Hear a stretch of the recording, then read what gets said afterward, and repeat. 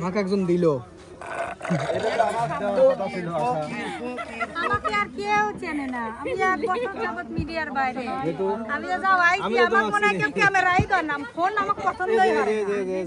এই আপনার কি ফোনে ফোন আমি আবার আপনাদের মাঝে ফিরে আইছি।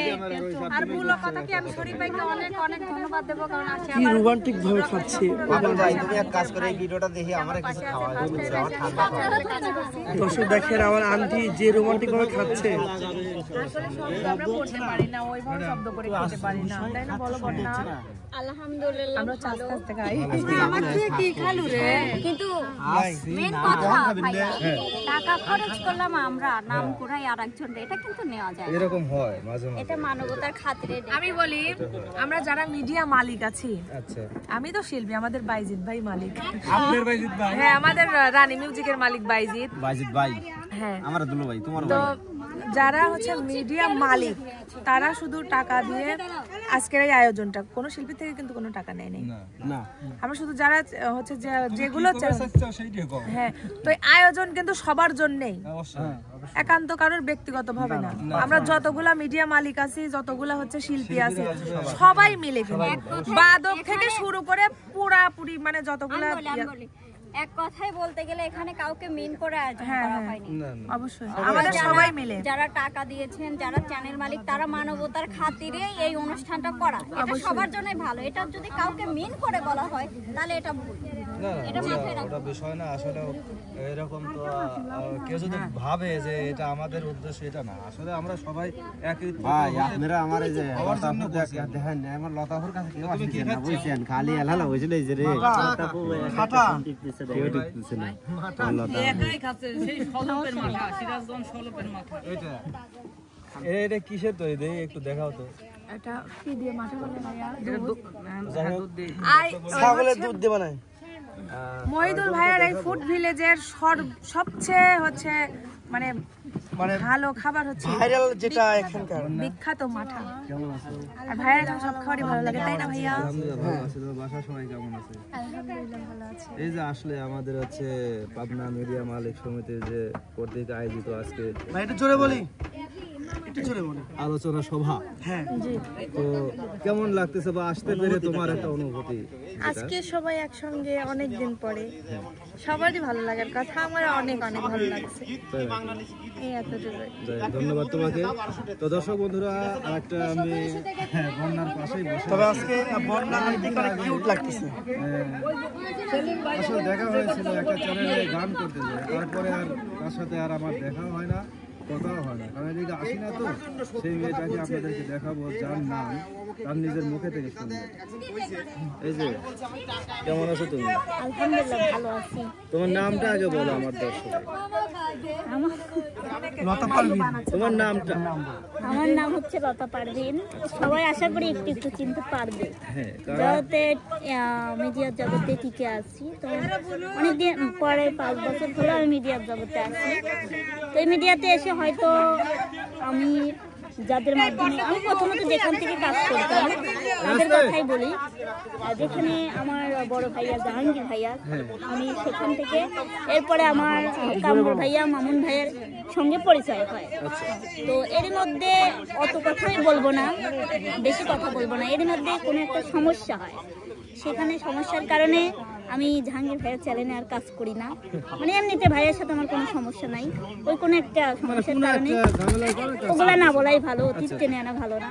তো এখন বর্তমান আমি আমার নিজের চ্যানেলে কাজ করি, আর টুকটাক হচ্ছে মামুন ভাইয়া গেলে খবর নেই, কামরুল ভাই গেলে খবর নেই।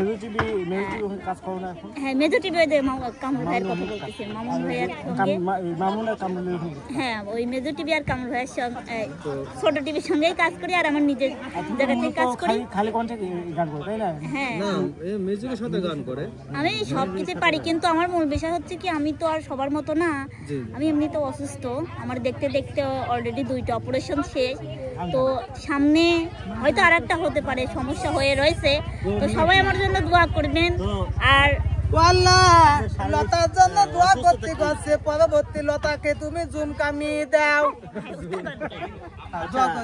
ভাইয়া লতা পুরো মানে অসুস্থ বলবো, অনেক আমার অসুখের কথা বললে শেষ হবে না। এদের ক্যামেরাম্যান রাকিব ভাইয়া আছে, এনারা এমনিই জানে আমার অসুখের কথা বললে শেষ হবে না।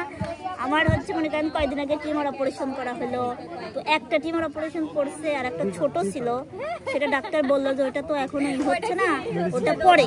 তো আমি ইদারিং দেখতে পাচ্ছি যে ওইটাও বড় হয়ে গেছে। এখন আমার একটাই এখন আফসোস, আগে কি করেছি জানি না, তবে আমার একটাই ভেবে মন খারাপ হয় যে আল্লাহ তাআলা আমাকে ভালোবেসে একটা সন্তান দান করেছে, না জানি ওকে ইতিম করে চলে যায়। এটাই হলো আমার কাছে খারাপ। তো প্রিয় দর্শক, আমার ছেলে কি ভালো আছে? হ্যাঁ ভালো। তো যাই হোক দর্শক বন্ধুরা, আসলে মেয়েটা আসলে লতাপুর জন্য দোয়া করবেন যেন উনি সুস্থ হয়ে যায় দ্রুত। আমার কথাটা একটু আপনারা শোনেন, আমি খুব অসহায় হয়ে পড়েছি, আমার কথাটা একটু ভালোভাবে শোনেন। আসলে আমি 1 বছর যাবৎ মিডিয়ায় কাজ বাদ দিয়েছিলাম আমার জীবনের একটা সমস্যার কারণে। তো আমার বাবার যে অবস্থা, আমার বাবা হসপিটালে, আপনারা জানেন কিন্তু আমার বাবা কিন্তু ধর্ম ত্যাগ করছে। আমি চাকরির জন্য ঢাকা গেছিলাম, কিন্তু আমাকে কেউ চাকরি দিচ্ছে না। চাকরি করতে গেলে তো অনেক টাকা পয়সা লাগে, একটা সরকারি চাকরি করতে গেলেও অনেক কিছু লাগে। এখনকার সময় অনেক পার্থক্য। তো আমার বাবা কিন্তু 7 তারিখে হসপিটালে ভর্তি হয়েছে। আমার কাছে ছবি আছে, এই যে আমার আব্বা, আমি দেখাচ্ছি, কারণ আমার জীবনে সবচেয়ে গুরুত্বপূর্ণ হচ্ছে এই লোকটা। কি না করছি আমি জীবনে, আমার যে নিজের রক্ত, আমার নিজের রক্তের সাথে অনেক টাকা পয়সা দিয়ে আমি তাদের সাথে লেনদেন করি, তারা সবসময় আমার খারাপ চাইছে।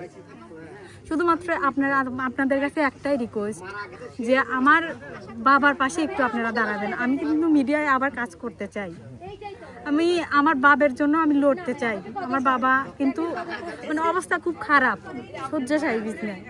তো আমি আপনাদের কাছে একটাই রিকোয়েস্ট যে আমাকে একটু সাপোর্ট করবেন, কারণ শুধুমাত্র আপনাদের সাপোর্টে কিন্তু আমি উপরে উঠতে পারবো। আর মিডিয়া মালিকদেরকে আমি বলতেছি অনুরোধ করে আমার বিষয়টা একটু দেখবেন, পারলে আমার বাসায় যাবেন, দেখবেন আমরা কি অবস্থাতে থাকি।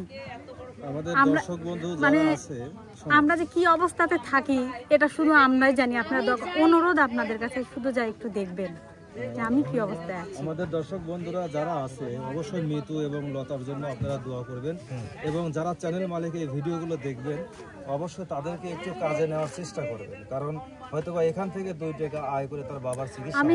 আমি আরেকটা কথা বলবো, আমার মা, আমার যে গর্ভধারিণী মা, এ কথা সোশ্যাল মিডিয়ায় প্রকাশ করা লাগে না, তাও আমি শুধুমাত্র প্রকাশ করতেছি, কারণ আমার যে গর্ভধারিণী মা, সে এখন পর্যন্ত মানুষের বাড়ি বাড়ি থেকে চাউল চায় না, আমার শুধুমাত্র আমার খাওয়া, আমার মা সব ঠিক হয় শুধুমাত্র আবাক। আমি কি না অনেক মিডিয়ায় কিন্তু অনেক অবহেলিত হয়েছি এক সময়, আমি আল্লাহ আছে অনেক সময়। একদিন শেষ হবে। তো সবার উদ্দেশ্যে বলতেছি সবাই একটু মিতুকে সাপোর্ট করবেন এবং কাজে নেওয়া যায় যাতে এইভাবে একটু দেখবেন। এবং যে লতা আছে এবং এই যে আরেকজন আছে, কি অবস্থা? আমার মা কইছে শরীরের মিহিত হায়ও না, কথাও কইও না। কে আমি জানি দিবে হ্যাঁ 3-4 শিডিউল কবে কাজে নেয় না শরীফ, সব মনে রাখছি, জবাব দেব একদিন। 4 শিডিউল কাজে নেই না, এইজন্য কথা কই না। এই একটা কথা রে, এটা বলা যাবে না, কথা কইলো না ও সন্ন্যাসের সাথে কথা কব, তাও শরীফ এসে ওরা আতিয়ার অধিকার আছে তাই বলতিছে। অবশ্যই অধিকার আছে জন্য যাই হোক, আমার ছোট বোনের মতো। আর রাকিব তো দূরেই লইছে। তো যাই হোক দর্শক বন্ধু,